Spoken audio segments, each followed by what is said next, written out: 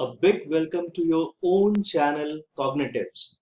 And यहाँ पे हम करने वाले हैं कुछ serious knowledge sharing. चलिए धूम मचाते हैं. So today we are going to start with lecture 1 of the first chapter, solid state.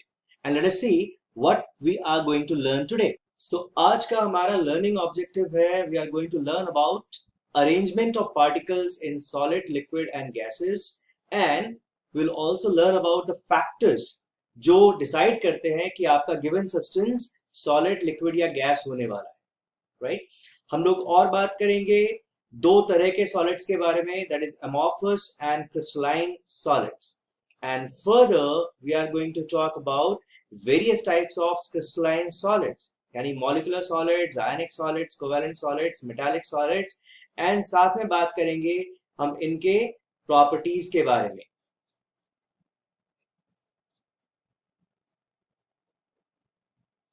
Right, सो आइए सबसे पहले बात करते हैं arrangement of particles in solid, liquid and gas states के बारे में. रोजमर्रा की जिंदगी में हम लोग हमेशा या तो सॉलिड या लिक्विड या गैसियस स्टेट के साथ ही इंटरेक्ट करते हैं, राइट? नाउ सॉलिड्स या लिक्विड एंड गैस में डिफरेंस कहां पे आता है? डिफरेंस आता है कि उनके पार्टिकल्स किस तरीके से अरेंज्ड है, राइट? अब कौन से फैक्टर्स हैं जो ये डिसाइड करेगा कि आपका सब्सटेंस अभी कौन से स्टेट में रहने वाला है? ऐसे हमारे पास दो फैक्टर्स हैं, दो इंपॉर्टेंट फैक्टर्स हैं जो इस चीज को डिसाइड करते हैं. एंड ये दोनों फैक्टर्स एक दूसरे के अगेंस्ट में काम करते हैं. These two factors are, solid से गैस की तरफ जो फैक्टर इंक्रीज होता है, that is called thermal energy.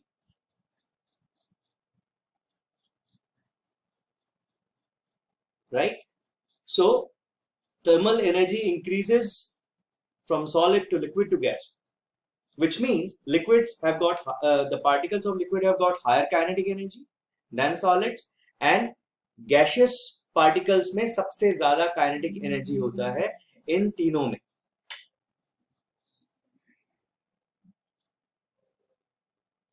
And जो आपका गैस से सॉलिड की तरफ इंक्रीज करता है वो प्रॉपर्टी है आपका इंटरमॉलिक्यूलर फोर्सेस.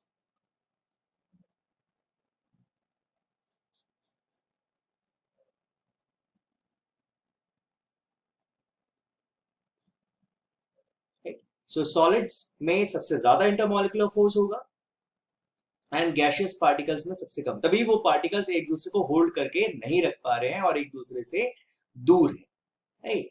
अच्छा, अब लिक्विड एंड गैसेस के बारे में आप ऑलरेडी 11th में एक्सप्लोर कर चुके हैं. 12th में we are going to focus on solids. So आज हम लोग सॉलिड्स के बारे में एक्सप्लोर करने वाले. Let's learn some of the characteristics or properties of solids. जब भी हमें solids बोला जाता है तो the first thing that comes to mind is solid is an object which has a fixed shape, size and volume, right? Also, जैसा हमने ऊपर देखा, they have a short intermolecular space. They have very short intermolecular spaces among the constituent particles. और ऐसा क्यों होता है? Because they have got high or strong intermolecular force, and these forces are so strong that these particles cannot translate, move around, rotate, right? वो अपनी ही जगह पे सिर्फ oscillate या vibrate कर सकते हैं अपने एक मेन पोजीशन के across. Their density is generally much higher than that of liquids and gases. They are also very rigid, and that's why almost incompressible. In comparison to liquids and gases, their rate of diffusion is also very low. They have got low rates of diffusion. And finally, being solids, they have got pretty high melting point, right? So these are the important properties of solids. अब हम लोग discuss करेंगे types of solids के बारे में. तो दो तरह के हमारे पास सॉलिड्स हैं, that is crystalline and amorphous. So let's focus on that now. So in crystalline and amorphous solids, let us talk first about their geometry, how the particles are arranged, right? तो हमारा first point है कि उनका geometry किस तरीके से होता है. Crystalline solids have a regular arrangement of particles. They have got a regular arrangement. That means उनका एक पैटर्न है जो हमें पता लगता है. जो भी उनके कॉन्स्टिट्यूएंट पार्टिकल्स हैं, यानी एटम्स, मॉलिक्यूल्स, आयन, सबका एक रेगुलर अरेंजमेंट होता है.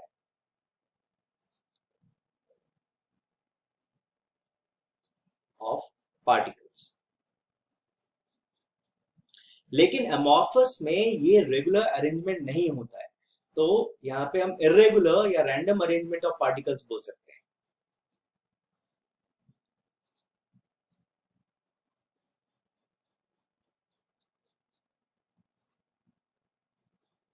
Arrangement of particles. In fact, amorphous is a Greek word. It's a Greek word और इसका मतलब होता है no form या without form.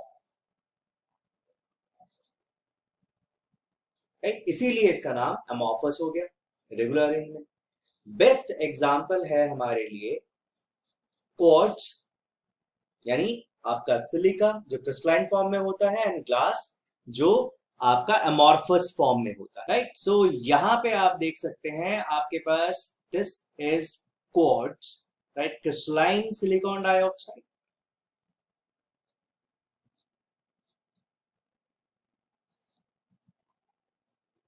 एंड वही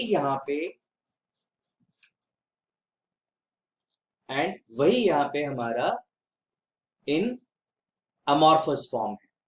So this is your amorphous glass.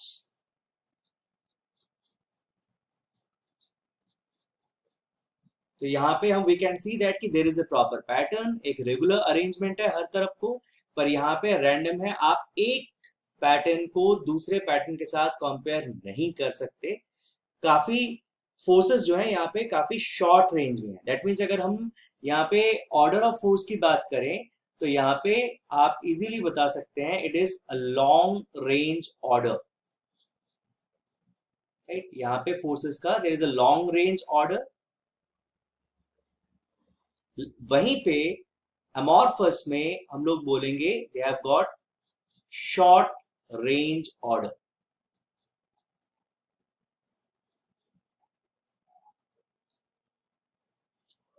Right. So next property we are going to talk about is their melting points. Now crystalline में अगर हम बात करें तो crystalline में चूंकि रैंडम ऑर्डर नहीं है, प्रॉपर पैटर्न है हमारे पास, हर तरफ को सिमिलर टाइप्स ऑफ अरेंजमेंट है. So crystalline solids have got a sharp melting point. Right. जैसे आइस है, आइस आपका शार्प 0 डिग्री सेल्सियस पे मेल्ट करता है. राइट. लेकिन अमॉर्फस का हर तरफ डिस्ट्रीब्यूशन ऑफ पार्टिकल्स जो है वो रैंडम है, कोई फिक्स पैटर्न नहीं है, तो वहां पे एक शार्प पॉइंट पे सब मेल्ट नहीं होता. Rather you have got a range of melting point, यानी वो मेल्टिंग स्टार्ट होता है और धीरे धीरे टेम्परेचर बढ़ता चला जाता है और वो आपका सॉलिड मेल्ट भी होता रहता है. सो हम यहाँ पर क्या बोलेंगे, range of melting point. Well यहाँ पे I will share two interesting observations with you. एक ऑब्जर्वेशन ये है कि हमारे जो एंशियंट बिल्डिंग्स हैं उनके अगर अभी भी कुछ हमारे पास ग्लास ऑब्जेक्ट्स हैं तो वो थोड़ा सा मिल्की अपीयरेंस देते हैं. राइट. चाहे वो विंडो पेन्स की हम बात करें या फिर जो भी ग्लास ऑब्जेक्ट्स हैं पुराने टाइम का, काफी सालों पहले का, राइट, जो एंशियंट आइटम्स में काउंट होंगे, दे appear milky. Why is it so? And दूसरा कि अगेन एंशियंट बिल्डिंग्स के जो विंडो पेन्स हैं वो आपका डाउन द लाइन अभी ऊपर से थिनर हो गया है और नीचे से थिकर हो गया है. ऐसा क्यों है? Right. Let's try to understand, आइए इसको समझने की कोशिश करें। क्या होता है कि जो ग्लास ऑब्जेक्ट्स हैं, उन ग्लास ऑब्जेक्ट्स को दिन में काफी सारा हीट मिलता है, right? In day time they are always getting heated, so वो थोड़ा सा एक्सपैंड करेंगे। Now this is happening in the day time, but at night they cool slowly, they cool down slowly. This process is also called annealing. ठीक है, तो जब ये annealing होता है तो आपके पार्टिकल्स वापस क्लोज आने शुरू हो जाते हैं, and sometimes at some small places they start having regular pattern. That means आप कह सकते हैं कुछ कुछ जगहों पे they start to crystallize, right? This small crystallization gives them milky appearance. ये उनको फिर मिल्की अपीयरेंस देता है, लगता है कि वो थोड़ा सा सफेद हो गया, मिल्की, राइट? अच्छा, नाउ दूसरा ऑब्जर्वेशन की हम लोग बात करते हैं। दूसरा ऑब्जर्वेशन हमें ये कह रहा है कि जो ओल्ड बिल्डिंग्स हैं वो हमें थोड़ा सा इस तरीके से नजर आएंगे, मतलब थोड़ा सा ऊपर की तरफ थिनर होते हैं और नीचे की तरफ जो है ये यहाँ पे थिक हो गया एंड ऊपर की तरफ थोड़ा सा थिन हो गया। अब ये इसलिए होता है कि जो हमारा ग्लास है या फिर जो भी अमॉर्फस सॉलिड्स होते हैं, they are in reality not true solids, right? So वो सुपर कूल्ड लिक्विड या सूडो सॉलिड्स की तरह बिहेव करते हैं, and what happens in that they start flowing down a little, मतलब वो इतने ज्यादा विस्कस हैं कि लाइफ टाइम में तो कभी होता हुआ दिखता नहीं, कभी इनका लेयर नीचे की तरफ आता हुआ दिखता नहीं। So that's why they appear to be normal enough in your lifetime, but say in 200 years 300 years we see that नीचे का हिस्सा थोड़ा सा ज्यादा थिक हो गया है, ऊपर का हिस्सा थोड़ा सा कम है। दैट मीन्स कुछ लेयर्स जो हैं धीरे धीरे धीरे धीरे वो नीचे की तरफ फ्लो कर गए, right? So this is a property of fluids, and that's why amorphous solids are also called pseudo solids, right? Pseudo solids भी बोलते हैं हम इनको, या फिर super cooled liquids,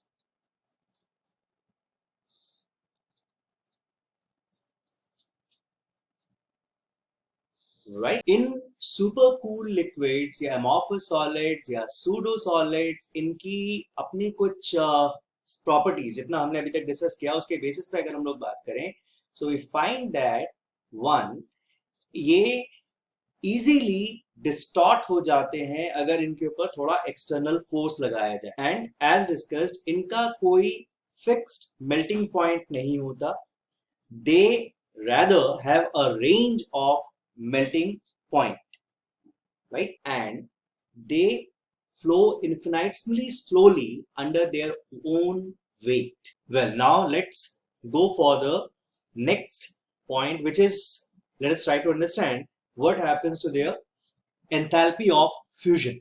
Now crystalline solids, because of their fixed pattern, they have a very characteristic or a definite enthalpy of fusion.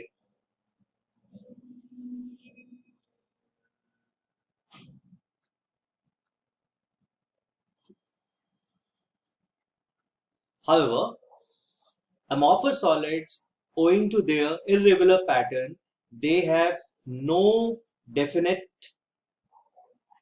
enthalpy of fusion,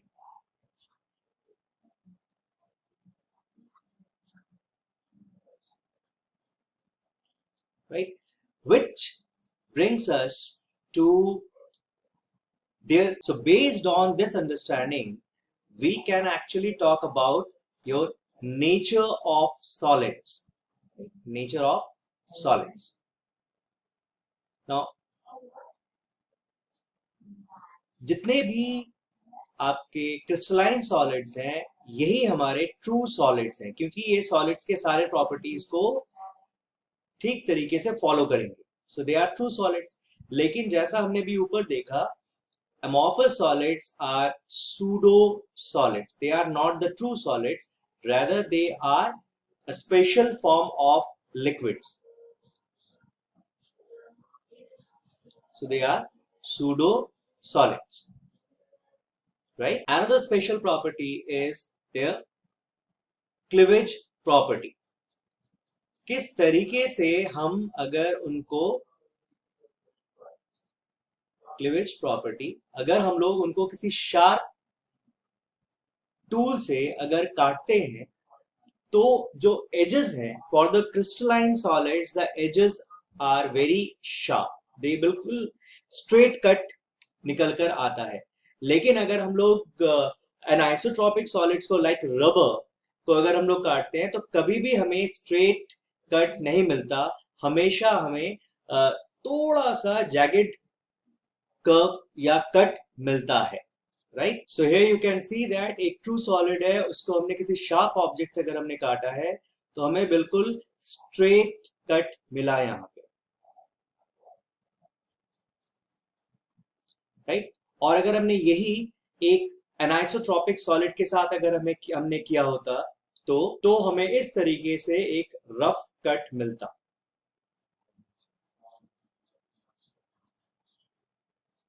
Fine. And now we'll discuss the last important property of crystals and amorphous solids, and that is their directional property. This directional property is called anisotropy. So what do we have here?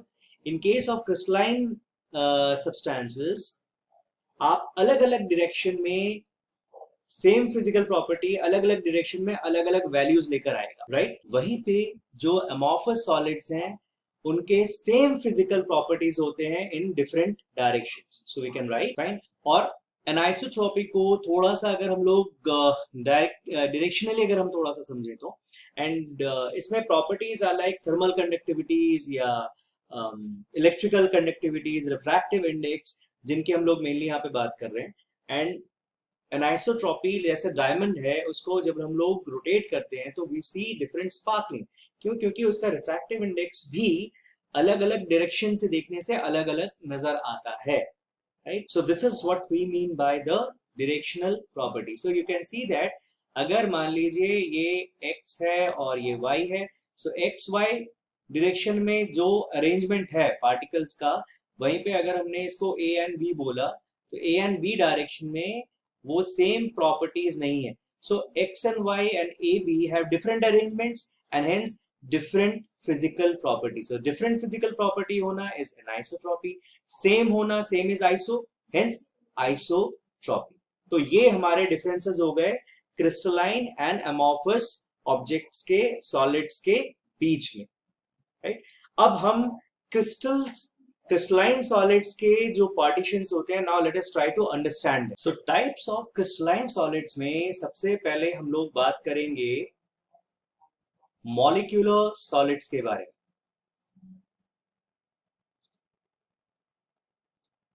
As the name goes molecular solids, that means इसके जो constituent particles हैं they are your neutral molecules,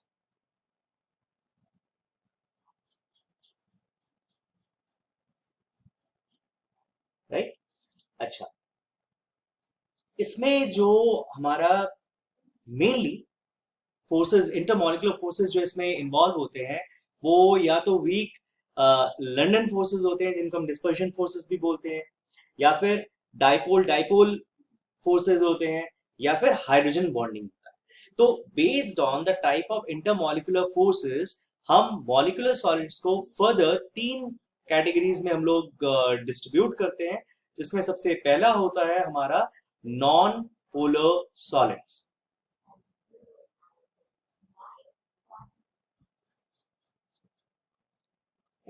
non polar solids में हमारा जो mainly intermolecular force involve होता है वो है हमारा लंडन फोर्स। सो लंडन फोर्स या इसको हम लोग डिस्पर्जन फोर्स भी बोलते हैं। एग्जाम्पल लाइक सॉलिड आयोडीन या सॉलिड कार्बन डाइऑक्साइड, जिसको हम लोग ड्राई आइस भी बोलते हैं, राइट। तो ये हमारे मेन मॉलिक्यूलर क्रिस्टलाइन सॉलिड्स हैं, राइट। इसमें लंदन फोर्सेस किस तरीके से काम करेगा? इनिशियली हमारे पास मान लीजिए न्यूट्रल मॉलिक्यूल है, तो it's a non polar thing, तो दैट मींस प्लस माइनस दोनों एक ही जगह पे कोइंसाइड कर रहे हैं। Then temporary induced dipole create होगा, एंड यही टेम्पररी इंड्यूस्ड डाइपोल जो है एक और मॉलिक्यूल को भी अट्रैक्ट करेगा। सो लाइक पार्शियली पॉजिटिव है, एक तरफ को पार्शियली नेगेटिव हो गया, and they are going to attract, and दूसरी तरफ को भी ये इंड्यूस इसी तरीके से करेगा, right. And this is your temporary induction. Momentary dipole moment यहाँ पे क्रिएट होगा, एंड जो एक दूसरे को अट्रैक्ट करने वाले, so these are your momentary dipole moments या इंड्यूस्ड डाइपोल मोमेंट्स।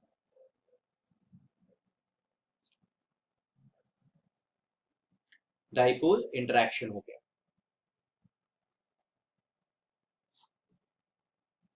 राइट। ये सॉलिड्स जनरली सॉफ्ट होते हैं, these solids are generally soft,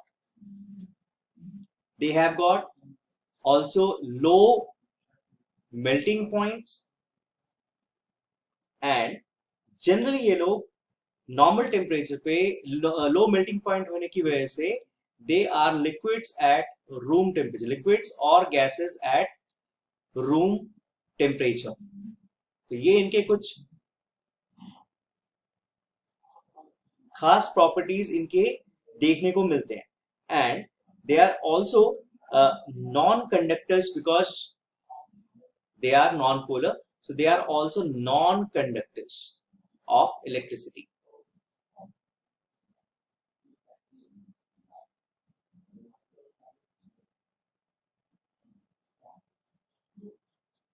Right? These are some of the main points of your non-polar molecular solids. Right? Let's talk about now polar molecular solids. So in polar molecular solids, mainly इनमें आपका strong dipole dipole interaction होता है। Strong dipole dipole interaction, strong क्यों? क्योंकि ये non polar से strong है, यानी लंदन फोर्सेस से काफी स्ट्रॉन्ग होते हैं।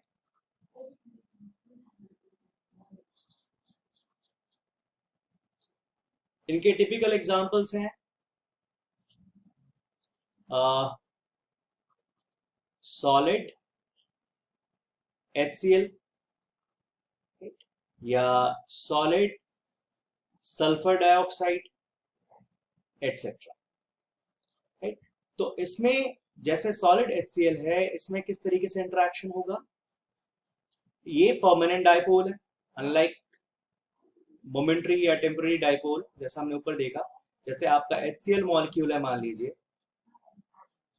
एक और HCl मॉलिक्यूल ले लेते हैं,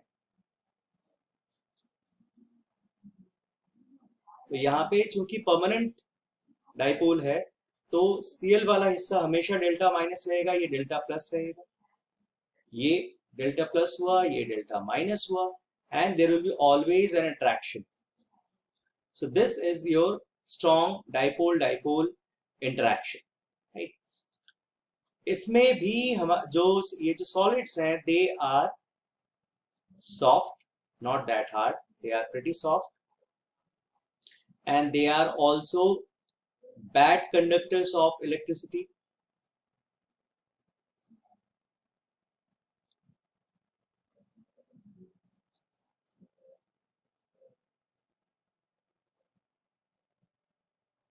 Right? Their melting point is also low. However, it is generally higher than your non-polar solids. But at room temperature, they are also liquids और गैसेस. नाउ देखते हैं जो लास्ट तरह के हमारे सॉलिड्स होते हैं which are hydrogen bonded, right? And as the name goes, for intermolecular forces they have got hydrogen bonding among them.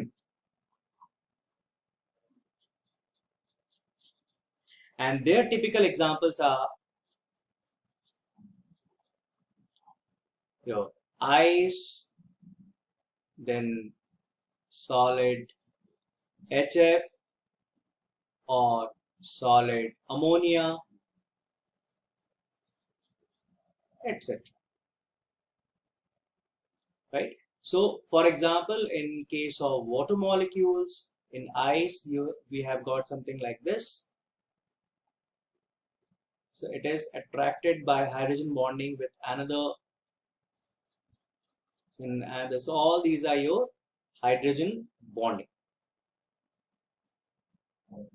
right?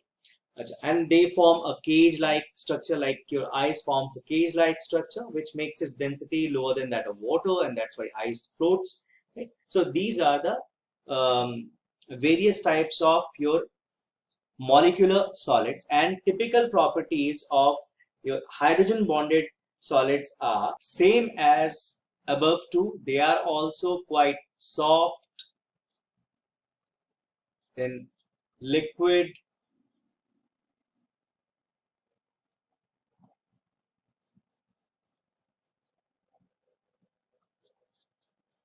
at room temperature. However, they have got higher melting point than previous two solids, and they are also non-conducting. They are also non-conducting, right? तो ये हमारे कुछ खास properties हैं and types of molecular solids हैं, right? अब हम बात करते हैं आयनिक सॉलिड्स के बारे में. Now in ionic solids, the main constituent particles are positively and negatively charged ions. So the intermolecular attraction between them can be said to be your Coulombic attraction.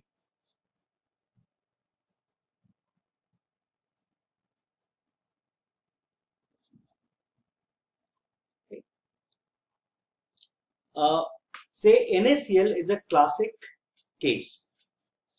Sodium chloride is an ionic compound and forms ionic crystals, right? So here you can see that these are our typical Cl minus ions, and they are in a regular pattern. They are covered with Na plus ions. So they are forming a regular geometrical pattern, right? Now, the typical behavior that these particles show is crystals are very hard and brittle. And brittle, non-conductor in solid state. So their ions, positive and negative ions, are held so tightly that they cannot flow. For conductivity, you need the ions to flow. तो जब वो flow ही नहीं करेंगे तो conduct कैसे करेंगे? So they are non-conductor in solid state, right? But the moment you melt them, so that means in the molten state they can conduct, but not in the solid state. And they have very high melting points because of the strong Coulombic attraction. They have got very high melting points. They also have very high enthalpy of vaporization. Again, bond जब इतना strong है, ionic bond इनका इतना strong है, तो काफी सारा energy इनको देना पड़ेगा वेपराइज होने के लिए.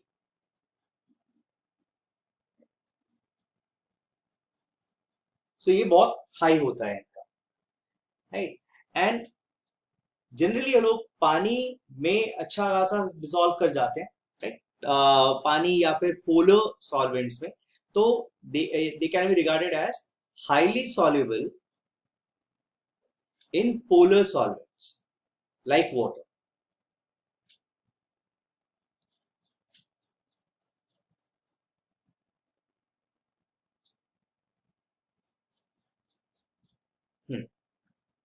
right?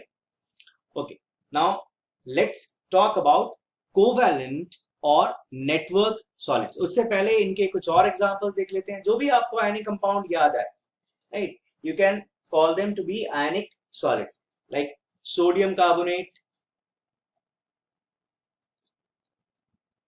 से potassium dichromate, calcium carbonate. So these are typical examples of ionic solids, right? Now we move on to your covalent solids or networking solids. तो covalent solids में जो constituent particles होते हैं, they are typical non-metallic atoms, and these non-metallic atoms throughout the crystal, they are connected with each other with the help of covalent bonds, right? And चूंकि ये पूरे crystal में फैले होते हैं, तो they are also called network solids. In fact पूरा crystal जो है आपका एक सिंगल मॉलिक्यूल की तरह बिहेव करता है, that's why they are also called giant molecules.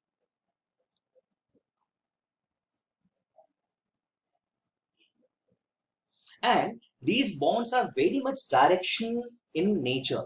Because of their specific directions, all these constituent particles are held at their specific positions. Graphite and diamond are typical cases of covalent solids. So, in a molecule like diamond, you can see that all the bonds are tetrahedrally placed, right? सारे atoms एक दूसरे से tetrahedrally connected है, that means ये basically आपका sp3 hybridization में है। अब यही typical directional properties जो है, इनके कुछ इनकी वजह से कुछ खास properties देखा जाता है covalent या networking solids में, जैसे they are exceptionally hard, like diamond is the most hard substance naturally available, right? तो they are very hard, and again बहुत strongly एक दूसरे से connected होने की वजह से, proper network होने की वजह से, they have got very high melting point. Hardness में graphite is an exception, क्योंकि वो layer wise network होता है उसका, and each layer can easily slide on another layer, क्योंकि दो layers के बीच में उसमें van der Waals forces होते हैं. They are also typical non-conductors, and in fact इनको as insulator भी use किया जा सकता है, और as dielectrics भी.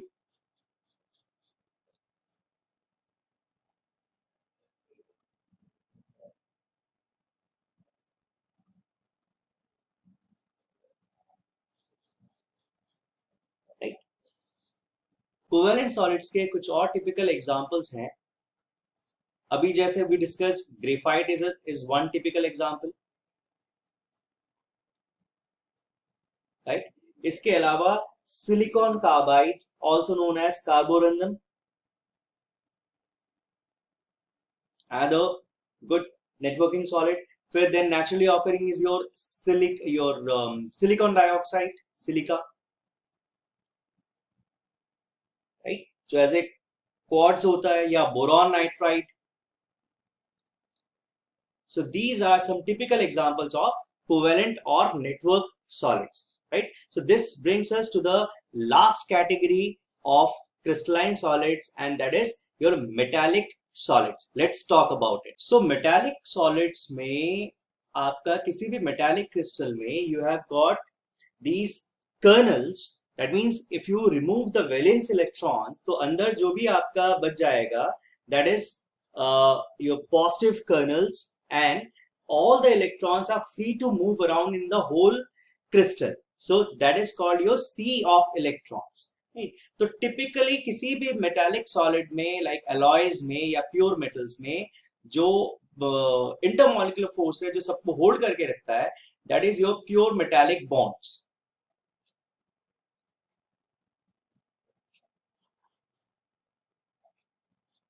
Right? So एक metallic crystal किस तरीके से हमें देखने में आएगा? So you can यहाँ पे यू कैन सी दैट कि ये हमारे पॉजिटिव जो है ये हमारे कर्नल्स हो गए, right, these are the positive colonel's.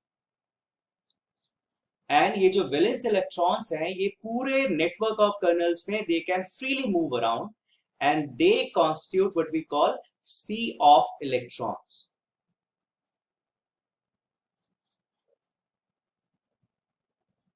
Right, इन्हीं की वजह से they have got typically high conducting nature both electrically and thermally, right? So they and again sea of electrons एक cushion की तरह काम करता है जिसकी वजह से ये these crystals can be hard also and they can be soft also. So ये दोनों extremes में vary करता है हमारा metals. तो इनके कुछ typical properties हो गए, they can be both hard and soft.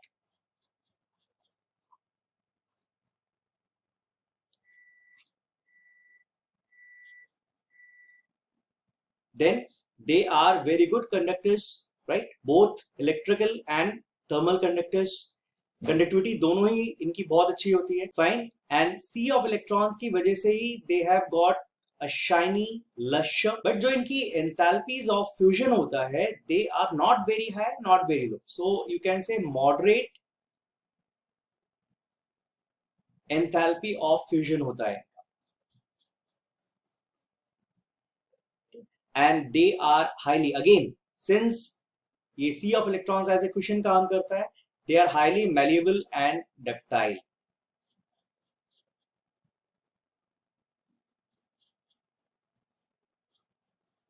And ductile,